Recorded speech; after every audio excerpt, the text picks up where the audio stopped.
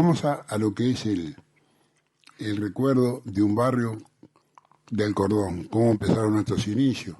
Nuestros inicios empezaron cuando ellos nos visitaban los días de fiesta, al cometido de voto, y nosotros lo acompañábamos. Entonces dijimos un día, ¿cómo hacemos nosotros para poder armar nuestra comparsa, nuestra cuerda de tambores?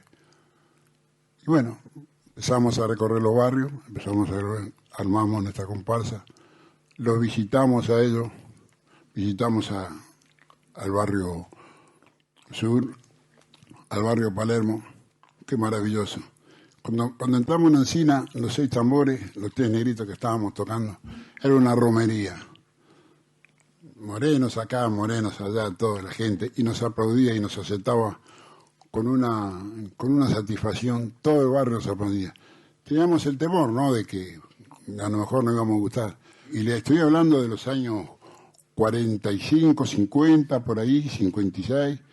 Le estoy hablando de esa época y todavía perdura con el nombre de los Pintos la llamada del cordón.